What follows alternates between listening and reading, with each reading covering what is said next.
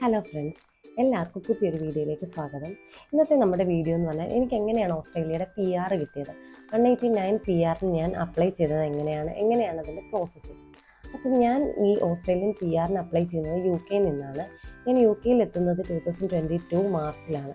അപ്പം മെയ് ആയപ്പോഴത്തേക്ക് എനിക്ക് UKയുടെ പിൻ കിട്ടി. അപ്പോൾ തൊട്ട് രജിസ്റ്റേർഡ് നേഴ്സായിട്ട് വർക്ക് ചെയ്യുന്നു. ആ വർഷം തന്നെ ഒക്ടോബറിലാണ് ഞാൻ ഈ ഓസ്ട്രേലിയയുടെ പ്രോസസ്സ് സ്റ്റാർട്ട് ചെയ്യാമെന്നൊരു ഐഡിയയിലെത്തുന്നത്. അങ്ങനെ പ്രോസസ്സ് സ്റ്റാർട്ട് ചെയ്യാൻ വേണ്ടിയിട്ട് ഞാനൊരു ഗ്ലോബൽ, അവരുടെ പേരിപ്പോൾ ചേഞ്ച് ചെയ്തിട്ടുണ്ട്, മാർവിക് ഏജൻസിന്ന് മാറ്റിയിട്ടുണ്ട്. എനിക്ക് പരിചയമുള്ളൊരു ചേച്ചി ആണ് ഇവരുടെ കോൺടാക്ട് നമ്പർ തന്നത്. അവർ ത്രൂ ആണ് ഞാൻ പ്രോസസ്സിങ് സ്റ്റാർട്ട് ചെയ്തത്. അപ്പോൾ ഇതിൻ്റെ ഫസ്റ്റ് സ്റ്റെപ്പ് എന്ന് പറയുന്നത് CGFNS ആയിരുന്നു. അതായത് UK നമ്മൾ ഓസ്ട്രേലിയയുടെ ഡയറക്റ്റ് പിൻ എടുക്കാൻ വേണ്ടിയിട്ട് ന്യൂസിലാൻഡ് പാത്വേ ത്രൂ ആണ് ചെയ്യുന്നത്. ഫസ്റ്റ് നമ്മൾ എടുക്കുന്നത് ന്യൂസിലൻഡ് പിന്നാണ്. ആ പിൻ വെച്ചിട്ടാണ് നമ്മൾ ഓസ്ട്രേലിയയുടെ രജിസ്ട്രേഷൻ നമ്പറിന് വേണ്ടിയിട്ട് അപ്ലൈ ചെയ്യുന്നത്. അങ്ങനെ CGFNSന് നമുക്ക് ശരിക്കും പറഞ്ഞാൽ ഞാൻ സ്റ്റാർട്ട് ചെയ്ത സമയത്ത് വർക്ക് ചെയ്ത ഹോസ്പിറ്റൽ, ഞാൻ പഠിച്ച കോളേജ്, അങ്ങനെ എല്ലായിടത്തു നിന്നുള്ള reference letter, good standing certificate, ഇതൊക്കെ വേണമായിരുന്നു. ഇപ്പോൾ അതിനകത്ത് എന്തൊക്കെയോ മാറ്റം വന്നിട്ടുണ്ട്. അന്നേരം ഞാൻ അതെല്ലാം അപ്ലൈ ചെയ്തു. അതിനുശേഷം അതിനോടൊപ്പം UKയുടെ ക്രിമിനൽ ചെക്ക് ഇതൊക്കെ സബ്മിറ്റ് ചെയ്തു. ഇതെല്ലാം സബ്മിറ്റ് ചെയ്തതിന് ശേഷം എനിക്ക് ന്യൂസിലൻഡ് പിൻ കിട്ടി. ഞാൻ ചെയ്ത സമയത്ത് ഒരുപാട് താമസമില്ലായിരുന്നു. ഇപ്പോൾ കേസ് മാനേജറിനെ അസൈൻ ചെയ്ത് കിട്ടാനൊക്കെ കുറേ ഡിലേ ഉണ്ട്. എൻ്റെ ഫ്രണ്ട്സൊക്കെ ചെയ്തു വന്നപ്പോൾ പറയുന്നുണ്ടായിരുന്നു. പക്ഷെ ഞാൻ ചെയ്ത സമയത്ത് ഒരുപാട് ഡിലേ ഇല്ലാതെ തന്നെ എനിക്ക് CGFNS വേഗം കഴിഞ്ഞു. ന്യൂസിലൻഡ് പിൻ കിട്ടി. ന്യൂസിലൻഡ് പിൻ കിട്ടിക്കഴിഞ്ഞപ്പോൾ അവരുടെ APC, അവരുടെ ആനുവൽ പ്രാക്ടീസിങ് സർട്ടിഫിക്കറ്റിന് അപ്ലൈ ചെയ്തു. അതും കിട്ടിയതിന് ശേഷമാണ് ഞാൻ ആ പിൻ വെച്ചിട്ടാണ് ഓസ്ട്രേലിയയുടെ പിന്നിന് വേണ്ടിയിട്ട് അപ്ലൈ ചെയ്യുന്നത്. അങ്ങനെ ഓസ്ട്രേലിയയുടെ പിൻ അഫ്ര എനിക്ക് വേഗം തന്നെ കിട്ടി. അപ്പം 2022 ഒക്ടോബറിലാണ് ഞാൻ സ്റ്റാർട്ട് ചെയ്യുന്നത്. 2023 ഫെബ്രുവരി എൻ്റെ മാർച്ചോടെ എനിക്ക് ഓസ്ട്രേലിയൻ പിൻ നമ്പർ കിട്ടി. പിൻ നമ്പർ കിട്ടിക്കഴിഞ്ഞപ്പോഴാണ് ഞാൻ ആലോചിക്കുന്നത്, ഇനി നെക്സ്റ്റ് എന്താ. രജിസ്ട്രേഷൻ നമ്പർ കിട്ടി, ഇനി നെക്സ്റ്റ് അവിടെ പോകണമെങ്കിൽ നമുക്ക് പല ഓപ്ഷൻസ് ഉണ്ട്. അപ്പോഴാണ് വിസയുടെ പല കാറ്റഗറിയെ പറ്റിയും പോകാനുള്ള പല ഓപ്ഷൻസിനെ പറ്റിയും ഞങ്ങൾ ആലോചിക്കുന്നത്. എനിക്ക് ഡയറക്റ്റ് അങ്ങനെ പോയതായിട്ടോ അങ്ങനെ UK പോയി ആരെയും പരിചയമില്ലാത്തതുകൊണ്ട് ഞങ്ങൾ അപ്പോഴാണ് ശരിക്കും പറഞ്ഞാൽ ഇതിനെപ്പറ്റിയെല്ലാം ഡീറ്റെയിൽഡായിട്ട് അന്വേഷിച്ച് തുടങ്ങിയത്. അപ്പോൾ ഞങ്ങൾ ഓർത്ത് എന്തായാലും PR എടുത്ത് പോകുന്നതാണ് നമുക്കെല്ലാം കൊണ്ടും നല്ലത്. അതുകൊണ്ട് PR എടുത്ത് പോകണമെങ്കിൽ നമുക്ക് നെക്സ്റ്റ് സ്റ്റെപ്പായിട്ട് സ്കിൽ അസസ്മെൻറ്റ് വേണം, ആൻമാക്ക് ചെയ്യണം. അപ്പം ഞങ്ങൾ വേഗം തന്നെ ആൻമാക്കിനുള്ള ആപ്ലിക്കേഷൻ കൊടുത്തു. അപ്പോൾ ആൻമാക്കിന് വീണ്ടും ഈ വർക്ക് ചെയ്യുന്ന UKന്നും ബാക്ക് ടു ഇന്ത്യ, ഞാൻ ഡൽഹിയിൽ നിന്നാണ് വർക്ക് ചെയ്തത്, അവിടെ നിന്നുള്ള ഹോസ്പിറ്റൽ സൈഡിൽ നിന്നുള്ള റെഫറൻസ് ലെറ്റർ വേണമായിരുന്നു. ഈ റെഫറൻസ് ലെറ്റർ സബ്മിറ്റ് ചെയ്ത് കഴിഞ്ഞപ്പോൾ എനിക്ക് ആൻമാക്ക് കിട്ടി. ആൻമാക്ക് സ്കിൽ അസസ്മെൻറ്റ് എന്ന് പറയുന്നത് നമ്മുടെ ബേസ്ഡ് ഓൺ നമ്മൾ എവിടെയാണ്, ഏത് ഡിപ്പാർട്ട്മെൻറ്റാണ് എക്സ്പീരിയൻസ് അനുസരിച്ചിരിക്കും. എൻ്റെ എക്സ്പീരിയൻസ് ഇന്ത്യയിലും UKയിലും ക്രിട്ടിക്കൽ കെയർ ആയിരുന്നതുകൊണ്ട് എനിക്ക് ക്രിട്ടിക്കൽ കെയർ ആൻഡ് എമർജൻസി ആണ് LOD വന്നപ്പം ലെറ്റർ ഓഫ് ഡിറ്റർമിനേഷൻ, അതായത് ആൻമാക്ക് സ്കിൽ അസസ്മെൻറ്റ് കഴിഞ്ഞ് ലെറ്റർ ഓഫ് ഡിറ്റർമിനേഷൻ വന്നപ്പോൾ എനിക്ക് വന്നത് ക്രിട്ടിക്കൽ കെയർ ആൻഡ് എമർജൻസി. ഞാൻ എന്തിനാണോ അപ്ലൈ ചെയ്തത് അത് തന്നെയാണ് എനിക്ക് കിട്ടിയത്. ആൻമാക്ക് കിട്ടിക്കഴിഞ്ഞപ്പോൾ പിന്നെ വീണ്ടും കൺഫ്യൂഷനായി. പല കാറ്റഗറി ഓഫ് വിസയുണ്ട്. 189, അതായത് ഇൻഡിപെൻഡൻറ്റ് വിസയുണ്ട്. ഇൻഡിപെൻഡൻറ്റ് PRന് അപ്ലൈ ചെയ്യാം എന്ന് വെച്ചാൽ നമുക്ക് ഇഷ്ടമുള്ള സ്ഥലത്ത് പോകാം. ഒരു ഹോസ്പിറ്റലുമായിട്ടോ അവരുടെ സ്റ്റേറ്റുമായിട്ടോ ഒരു കമ്മിറ്റ്മെൻ്റ് ഇല്ല. 190 ഉണ്ട്, സ്റ്റേറ്റ് നോമിനേറ്റ് ചെയ്തിട്ട് വിസയ്ക്ക് അപ്ലൈ ചെയ്ത് വിസ കിട്ടുന്നത്. 186 ഉണ്ട്, അതായത് ഹോസ്പിറ്റൽ നോമിനേറ്റ് ചെയ്ത്. പിന്നെ 482 ഉണ്ട്, PR അല്ലാതെ വർക്ക് വിസ. അങ്ങനെ പല കാറ്റഗറി ഓഫ് വിസ വന്നപ്പോൾ ഞങ്ങൾ ശരിക്കും കൺഫ്യൂസ്ഡ് ആയി ഏത് ചൂസ് ചെയ്യണമെന്നുള്ളത്. പിന്നെ UKന്ന് പോകാനുള്ള മെയിൻ കാരണം വെതറായിരുന്നു.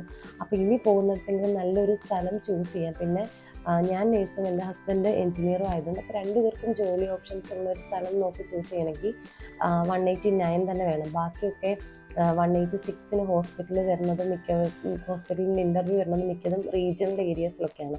അപ്പോൾ 189 ആയിരിക്കും ഞങ്ങൾക്കൊരു ബെറ്റർ ഓപ്ഷൻ എന്ന് കരുതി ഞങ്ങൾ 189. അതിനുവേണ്ടി ഞങ്ങൾ കോൺടാക്ട് ചെയ്തത് ഫ്ലൈ വേൾഡിനെയാണ്. ഫ്ലൈ വേൾഡ് നമുക്കൊരു മൈഗ്രേഷൻ ഏജൻറ്റ് വേണമായിരുന്നു. അപ്പോൾ ഫ്ലൈ വേൾഡ് ഏജൻസിയാണ് ഞങ്ങൾ കോൺടാക്ട് ചെയ്തത്. അപ്പോൾ അവർ ഞങ്ങൾക്ക് ഇതിനെപ്പറ്റിയൊക്കെ ഡീറ്റെയിൽ ആയിട്ട് പറഞ്ഞു തന്നു. അപ്പോൾ 189 ആണ് ഞാൻ സ്റ്റാർട്ട് ചെയ്തത്. 189 എന്ന് പറഞ്ഞാൽ നമ്മുടെ പോയിന്റ് ബേസ്ഡ് ആണ് അതിന് വിസയ്ക്ക് അപ്ലൈ ചെയ്യുന്നത്. നമുക്ക് ഒരു രജിസ്റ്റേർഡ് നേഴ്സിന് മിനിമം 65 പോയിൻറ്റ്സ് ആണ് ആ സമയത്ത് വേണ്ടിയിരുന്നത്. പക്ഷേ എനിക്ക് അധികം എക്സ്പീരിയൻസ് ഇല്ലായിരുന്നു. ഞാൻ നാട്ടിൽ 2 വർഷം വർക്ക് ചെയ്തുള്ളൂ പഠിച്ചു കഴിഞ്ഞ്. പിന്നെ UK 1 ഇയർ കംപ്ലീറ്റ് ആയതേ ഉണ്ടായിരുന്നുള്ളൂ. അതുകൊണ്ട് എനിക്ക് എക്സ്പീരിയൻസ് കുറവായിരുന്നതുകൊണ്ട് എൻ്റെ പോയിൻറ്റ്സ് കുറവായിരുന്നു. അപ്പോൾ എനിക്ക് മിനിമം വേണ്ട 65 പോയിൻറ്റ്സ് ഇല്ലായിരുന്നു, 60 പോയിൻറ്റ്സ് ഉണ്ടായിരുന്നുള്ളൂ. പിന്നെ നമ്മുടെ പാർട്ട്ണറിനോ ഹസ്ബൻഡിനോ ഇംഗ്ലീഷ് ടെസ്റ്റ് എഴുതിയിട്ടുണ്ടെങ്കിൽ നമുക്ക് അവരുടെ ആ പോയിന്റുകൾ നമ്മുടെ ഇതിലേക്ക് ആഡ് ചെയ്യാം.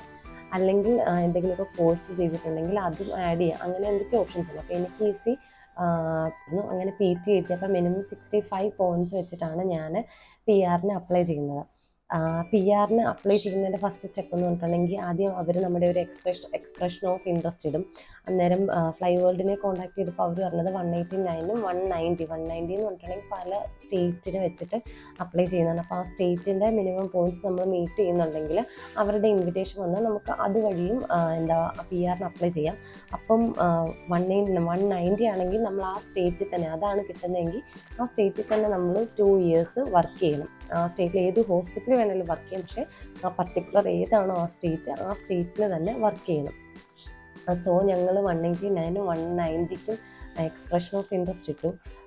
ഞങ്ങൾ ശരിക്കും പറഞ്ഞാൽ ജൂൺ ഫസ്റ്റ് വീക്കിലാണ് എക്സ്പ്രഷൻ ഓഫ് ഇൻട്രസ്റ്റ് ഇടുന്നത്. പക്ഷേ മെയ് എൻഡിൽ ആ ഇയർ മെയ് എൻഡ് ആയപ്പം 189 ഓൾറെഡി ഓപ്പൺ ആയിട്ടുണ്ടായിരുന്നു. പക്ഷേ ആ സമയത്തേക്ക് എൻ്റെ പോയിൻറ്റ്സ് എല്ലാം മീറ്റ് ചെയ്യാനുള്ള എൻ്റെ പേപ്പേഴ്സ് എല്ലാം റെഡി ആയിട്ടുണ്ടായിരുന്നില്ല. അതുകൊണ്ട് ഞാൻ വെയിറ്റ് ചെയ്തപ്പോഴത്തേക്ക് ഓൾറെഡി അത് ഓപ്പൺ ആയി. അപ്പോൾ അതിന് ശേഷമാണ് ഞാൻ എൻ്റെ എക്സ്പ്രഷൻ ഓഫ് ഇൻട്രസ്റ്റ് ഇടുന്നത്. എക്സ്പ്രഷൻ ഓഫ് ഇൻട്രസ്റ്റ് ഇട്ട് 2 മാസമായി 3 മാസമായി, ഓഗസ്റ്റ് സെപ്റ്റംബറായി. അപ്പം ഒരു റെസ്പോൺസും ഇല്ല. ശരിക്കും ഞങ്ങൾ ടെൻഷനായി. ഇതിന് പോകാൻ പറ്റുമോ, ഇത് എപ്പോഴാണ് കിട്ടുന്നതെന്നൊന്നും ഒരു ഐഡിയ ഇല്ല. അങ്ങനെ ഞങ്ങൾ എന്തായാലും ഏതെങ്കിലും ഹോസ്പിറ്റൽ, അതായത് ഈ 186 കൊടുക്കുന്ന കുറേ ഹോസ്പിറ്റലുകാർ ഡയറക്റ്റ് ലണ്ടനിലൊക്കെ വന്ന് ഇൻ്റർവ്യൂ എടുക്കുന്നുണ്ടായിരുന്നു. എൻ്റെ കുറേ ഫ്രണ്ട്സ് അങ്ങനെ പോയി ഇൻ്റർവ്യൂ അറ്റൻഡ് ചെയ്തിട്ടുണ്ടായിരുന്നു. അപ്പോൾ അതിൽ പോയാൽ ആ ഹോസ്പിറ്റൽ റീജിയണൽ ഏരിയയിലാണെങ്കിൽ അവിടെ നമ്മൾ 2 year വർക്ക് ചെയ്യണം. ആ ഹോസ്പിറ്റലിൽ തന്നെ അവരുമായിട്ട് നമ്മളൊരു ബോണ്ട് സൈൻ ചെയ്യേണ്ടി വരും. 2 year ആ ഹോസ്പിറ്റലിൽ വർക്ക് ചെയ്യാം. പക്ഷെ അവർ കുറേ റീലൊക്കേഷൻ പാക്കേജും കുറേ ബെനിഫിറ്റ്സ് ഒക്കെ ഉണ്ട്. പക്ഷേ ചിലത് ഒരുപാട് ഉള്ളിലോട്ടുള്ള സ്ഥലവും ശരിക്കും റൂറൽ ഏരിയയിലൊക്കെയാണ് മിക്കതും വരുന്നത്. അതുകൊണ്ടൊരു മടിച്ച് നിന്നു. പിന്നെ ഈ ആദ്യം അപ്ലൈ ചെയ്ത് 189 റെസ്പോൺസ് ഒന്നും ഇല്ലാത്തത് കാരണം കിട്ടുന്നതിന് പോകാമെന്നുള്ള ഒരു ആറ്റിറ്റ്യൂഡിൽ ഞങ്ങൾ 186ന് ഐസ് ജോബിനെ കോൺടാക്ട് ചെയ്തു. അപ്പോൾ ഒക്ടോബറിലേക്ക് അവരുടെ കുറേ ഇൻ്റർവ്യൂസ് മാഞ്ചസ്റ്റർ, ലണ്ടൻ, അയർലൻഡിൽ അങ്ങനെ കുറേ ഇൻ്റർവ്യൂസ് വരാനിരിക്കുന്നുണ്ടായിരുന്നു. അപ്പോൾ എനിക്ക് ICUവിൽ അവിടെ വേക്കൻസി ഉണ്ടെന്ന് പറഞ്ഞു. ഞങ്ങൾ അതിന് അപ്ലൈ ചെയ്തു. ഒക്ടോബറിൽ ഇൻ്റർവ്യൂ വന്നു, അത് അറ്റൻഡ് ചെയ്തു, അത് കിട്ടി. അന്ന് മറ്റത് അപ്ലൈ ചെയ്തത് കിട്ടുന്നില്ല, ഇതെങ്കിലും ഫോളോ അപ്പ് ചെയ്യാമെന്ന് ഇത് ഫോളോ അപ്പ് ചെയ്തുകൊണ്ടിരുന്നു. ഞങ്ങൾ ഡിസംബറിൽ നാട്ടിൽ വന്നിരുന്ന സമയത്ത് ആദ്യം അപ്ലൈ ചെയ്ത 189ൻ്റെ എക്സ്പ്രഷൻ ഓഫ് ഇൻട്രസ്റ്റ് അവർ ആക്സെപ്റ്റ് ചെയ്തിട്ട് നമുക്ക് ഇൻവിറ്റേഷൻ കിട്ടിയപ്പോൾ വീണ്ടും കൺഫ്യൂഷനായി. അത് വേണോ ഇത് വേണോ, രണ്ടും കൽപ്പിച്ച് ഞങ്ങൾ 189 ആദ്യം ഇട്ടതിന് തന്നെ കണ്ടിന്യൂ ചെയ്യാൻ നമുക്ക് ഇഷ്ടമുള്ള സ്ഥലത്ത് പോകാമല്ലോ എന്ന് വിചാരിച്ചു. അങ്ങനെ 189ൻ്റെ പ്രോസസ്സിങ് ഞങ്ങൾ കണ്ടിന്യൂ ചെയ്തത് നാട്ടിൽ വെച്ചിട്ടാണ്. അപ്പോൾ ഇവിടെ വെച്ച് ഞങ്ങൾക്ക് ഇൻവിറ്റേഷൻ വന്നതുകൊണ്ട് ഞങ്ങൾ ഓൾറെഡി ഈ ഇൻവിറ്റേഷൻ ഞങ്ങൾക്ക് ആ ഗ്യാപ്പ് വന്നിരുന്ന സമയത്ത് ഞങ്ങൾ UKയുടെ ഇന്ത്യൻ PCCക്ക് അപ്ലൈ ചെയ്തിരുന്നു. PCC ഞങ്ങളുടെ കയ്യിലുണ്ടായിരുന്നു. പിന്നെ ഞങ്ങൾ ട്രിവാൻഡ്രം കിംസിൽ പോയി മെഡിക്കൽ എടുത്തു. അത് കഴിഞ്ഞ് ജനുവരി 2024 ജനുവരി ഹാഫ് ആയപ്പോൾ ഞങ്ങൾ 189 വിസയ്ക്ക് അപ്ലൈ ചെയ്തു. അപ്പോൾ കിട്ടിയ ആ ഹോസ്പിറ്റലിൻ്റെ ഇൻ്റർവ്യൂ കിട്ടിയ ജോലി ഞങ്ങൾ ഒരു ബാക്കപ്പ് പ്ലാൻ പോലെ കണ്ടിന്യൂ ചെയ്യുന്നുണ്ടായിരുന്നു.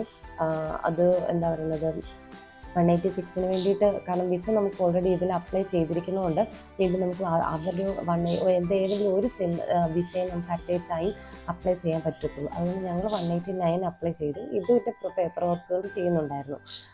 അങ്ങനെ വിസയ്ക്ക് അപ്ലൈ ചെയ്ത് 1 വീക്ക് കഴിഞ്ഞപ്പോഴത്തേക്ക് ഞങ്ങൾക്ക് 189 വിസ ഗ്രാൻഡായി. ഞങ്ങൾക്ക് 2 പേർക്കും വിസ ഗ്രാൻഡായി കഴിഞ്ഞിട്ട് ഞങ്ങൾ വിചാരിച്ചു എന്തായാലും 189 കിട്ടി, നമുക്ക് ഇൻഡിപെൻഡൻറ്റ് PR ആണ്, ഇഷ്ടമുള്ള സ്ഥലത്ത് ഇഷ്ടമുള്ളിടത്ത് ഇഷ്ടമുള്ള ജോലി ചെയ്യാം. അപ്പം ഞാൻ ഓർത്ത് എൻ്റെ എക്സ്പീരിയൻസ് ICU ആണെന്ന് കരുതി ഞാൻ ബ്രിസ്ബെയിൻ പോലെ അങ്ങനെ കുറച്ച് നല്ല സിറ്റിയിലോട്ടൊക്കെ കുറേ അപ്ലൈ ചെയ്തു. പക്ഷെ എല്ലാം റിജക്റ്റായി.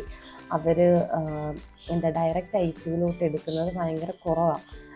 വാർഡിലേക്കാണെങ്കിൽ കുറേ ഓപ്ഷൻസ് ഉണ്ട്. പക്ഷെ ഞാൻ ICU എക്സ്പീരിയൻസ് തന്നെ വേണമെന്ന് പ്രിഫർ ചെയ്തുകൊണ്ട് കുറേ റിജക്റ്റ് ആയി കഴിഞ്ഞപ്പോൾ ഞാൻ ഓർത്തു ഈ നേരത്തെ കിട്ടിയിരുന്ന ഹോസ്പിറ്റലിലോ അവരോ ഞാൻ ഓൾറെഡി ഇൻഫോം ചെയ്തു, എനിക്കിതുപോലെ ഇനി അവരുടെ വിസയുടെ ആവശ്യമില്ല, എനിക്ക് ഓൾറെഡി ഇൻഡിപെൻഡൻറ്റ് വിസ കിട്ടി, അതുകൊണ്ട് വിസയുടെ ആവശ്യമില്ല. അപ്പോൾ അവരതിൽ ഓക്കെ ആയിരുന്നു. അപ്പോൾ ജോലി വേണമെങ്കിൽ നമുക്ക് കണ്ടിന്യൂ ചെയ്യാമെന്നുള്ള രീതിയിൽ അങ്ങനെ എൻ്റെ കൂടെ വർക്ക് ചെയ്തിരുന്ന 1-2 പേര് ഓൾറെഡി ന്യൂ സൗത്ത് വെയിൽസിലേക്കാണ് ഞങ്ങൾ ഇൻ്റർവ്യൂ അറ്റൻഡ് ചെയ്തത്. മാനിങ് ടാരി എന്നാണ് ആ ടൗണിൻ്റെ പേര്. ടൗണിൽ ചെന്നിട്ടുണ്ട്. അവർ ഓൾറെഡി അവിടെ വർക്ക് ചെയ്യാൻ തുടങ്ങി. അപ്പോൾ ഫ്രണ്ട്സ് പറഞ്ഞത് അവിടെ വലിയ കുഴപ്പമില്ലാത്തൊരു ടൗണാണ്, ഒരു ചെറിയ ഹോസ്പിറ്റലാണ്, ഡ്യൂട്ടിയൊക്കെ ഓക്കെയാണ്. അപ്പോൾ ഞങ്ങൾ പിന്നെ ഡിസൈഡ് ചെയ്തു എന്നാൽ ഈ കിട്ടിയ ഹോസ്പിറ്റലിൽ പോകാം, നമുക്ക് അവരുമായിട്ട് കമ്മിറ്റ്മെൻ്റ് ഇല്ല, കാരണം നമ്മുടെ വിസ അവരല്ല ചെയ്തേക്കുന്നത്. അങ്ങനെ ചെന്ന് ഇഷ്ടപ്പെട്ടില്ലെങ്കിൽ നമുക്ക് വേറൊരു സ്ഥലത്തേക്ക് മൂവ് ചെയ്യാവുന്നതേ ഉള്ളൂ.